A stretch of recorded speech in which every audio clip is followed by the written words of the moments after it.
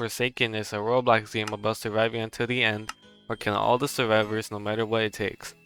This video will heavily focus on killers and how to master them so you survive every time and be better than everyone. But first, let's go over the must-know tip for both survivors and killers if you want to become good at Forsaken, and that is, never letting your stamina drain to zero. And before we talk about the killers individually, let's also talk about who to prioritize and kill first when playing as any killer. In Forsaken, there are three classes of survivors.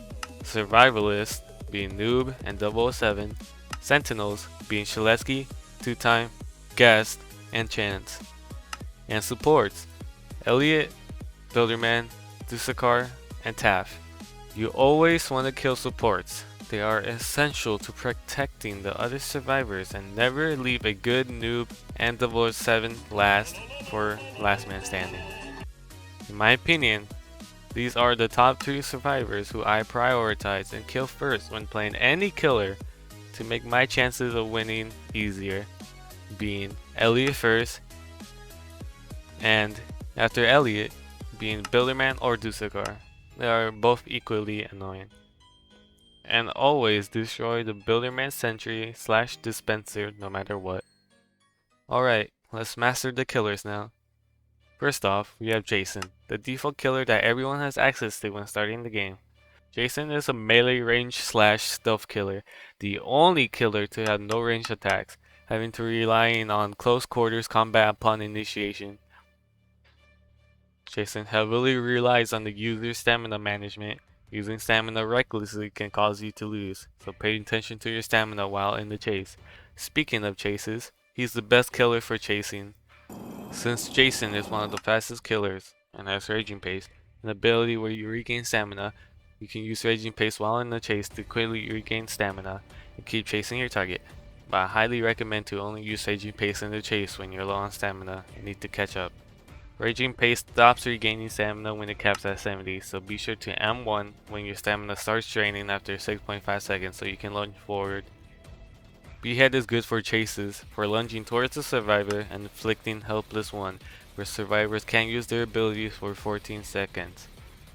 This is a great counter for quickly killing survivors like Elliot and Noob, where Elliot relies on Rush Hour and Noob relies on Bloxy Colas and Slate Skin Potions to delay a chase more. Behead also gives Jason slowness 1 for 2 seconds, so be sure to walk and not sprint during those 2 seconds to gain some extra stamina. If you see 2 or 3 survivors on the generator, it's better to use Behead to give those survivors helpless so they can't use abilities.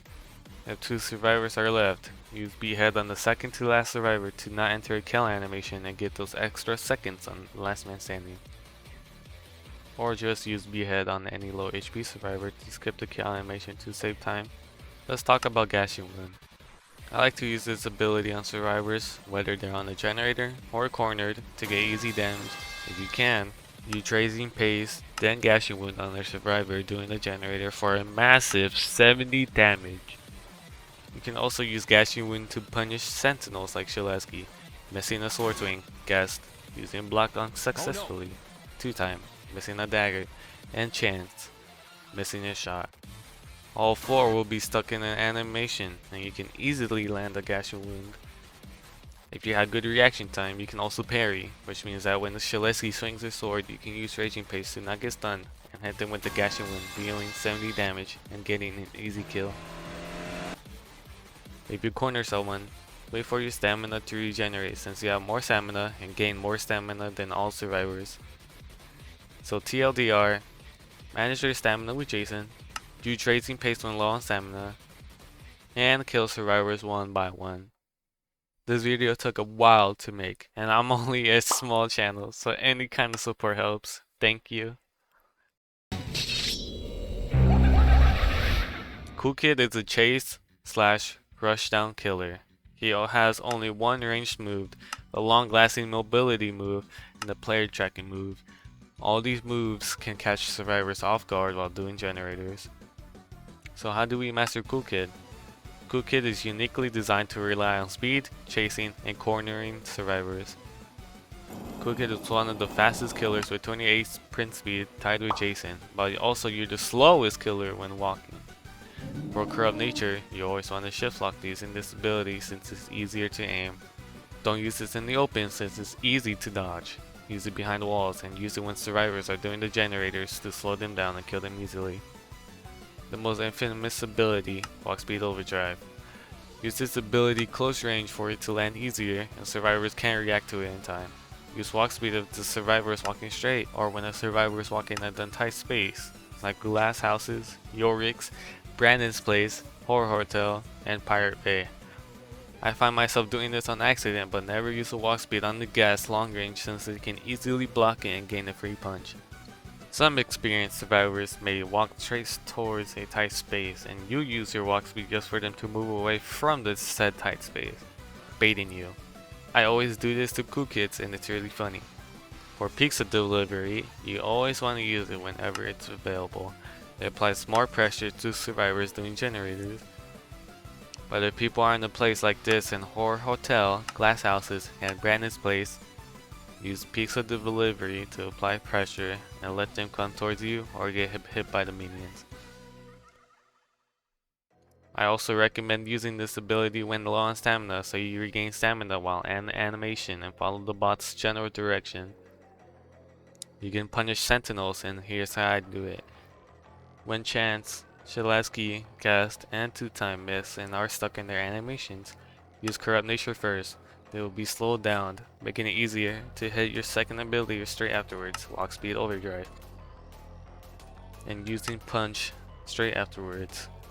Doing all three in quick succession will result in 81.5 damage.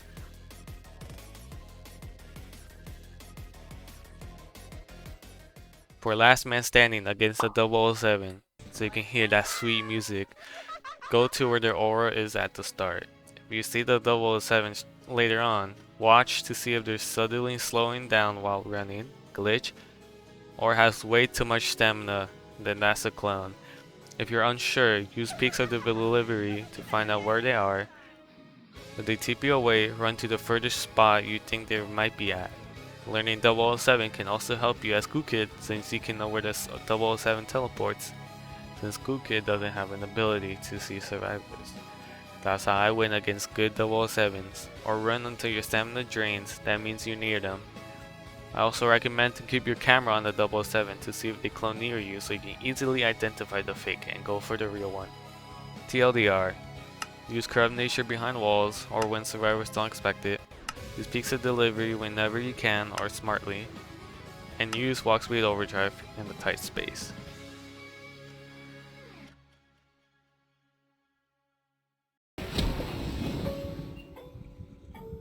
John Doe's playstyle is mainly trapping and cornering survivors and his favorite to kill them easily. So how do we master John Doe? John Doe's passive, Natural Malevolence, can make survivors take extra damage because they walk on your corruption. Use this to your advantage by walking or sprinting around them or cover areas with it. John Doe's passive, Unstoppable, makes sentinels easier to kill because your max stun time is 2.175 seconds and you gain speed 1 for 2.5 seconds.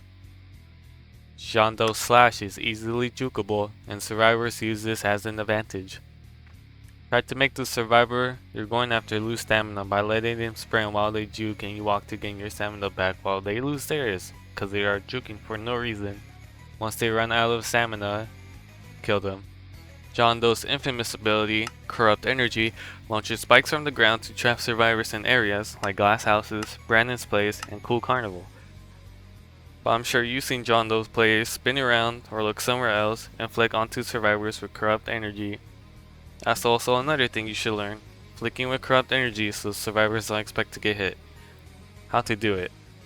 Look away without shift lock on, let the spikes pop out for 1 or 2 seconds, and then you shift lock onto the survivor you want to hit. Practice this until you get the hang of it. John Doe's digital footprint is your best friend, but use it smart. Place 1 or 2 traps on generators and always keep 1 to trap survivors, or use it on the choke point. John Doe's 404 error is also your best friend. It's spammable since it lasts 20 seconds, but if you can't find anyone, use it. For last man standing, John Doe is the weakest, since he's the second slowest killer at 27.25 speed, and you'll mostly be chasing and unable to set up traps, and instead having to rely on stamina management.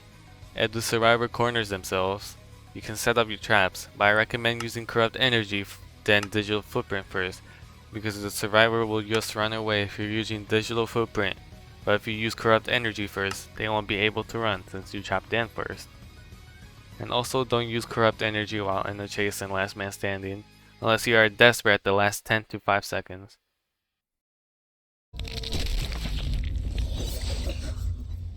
One X is the slowest killer at 27 sprint speed, but deals high damage and applies constant pressure to the survivors. Unlike Jason/Cool Kid, 1X is not suited for close range combat and is suited for long range combat.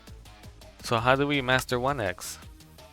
1X is a slow killer, but with good stamina management and good predictions, we can use his kit to our advantage. For mass infection, I like to pair it up with Unstable Eye, but use it at around 5 or 10 seconds at the start of the match, so survivors can find generators, and then you get to do a quick and easy damage on survivors who are doing generators. When using mass infection, try to predict where the survivor is gonna go. You can also abuse the mass infection's big hitbox by lowering yourself at smaller elevations like stairs. Beware of stunners near you, because they will stun you, so you don't get a mass infection off. Also, you can easily counter Builderman and Taft by destroying their saddles with mass infection since it's high damage and long range. For entanglement, always have stamina when you're gonna use it, cause what's the point of landing it on the survivor if you can't even sprint to them because you have no stamina. And also use it medium/short range so survivors can't react to it on time.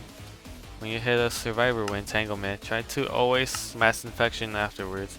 Unfortunately, mobile and console players have it easy getting out of entanglement, so I only use this combo on PC players unless the mobile/console players are noobs. If a Dusakar is shielding a survivor you're chasing and is the same elevation as you, hit the Dusakar with an entanglement for free speed 2 and continue to chase the survivor, or go for the Dusakar if they're near you. For Unstable Eye, use it if you're running out of stamina. You gain stamina while in the animation and speed 1 for 6.5 seconds. For Rejuvenate the Rotten, I like to pop it after 2 survivors are left.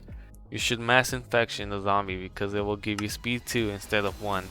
Unstable Eye can be combined with the zombies by hitting the zombie first, then using it, or vice versa. Using Stable Eye while you have speed 2 doesn't grant speed 3, by the way. Play around with the zombies so you achieve their fullest potential. Chase a survivor near your zombies so they have to even waste more stamina, eventually you catching up to them. And that's all I have. If I miss any tips or tricks, leave them in the comments and I'll heart it. Please like and subscribe because this video took a while to make, it means a lot. See you in the next Forsaken video.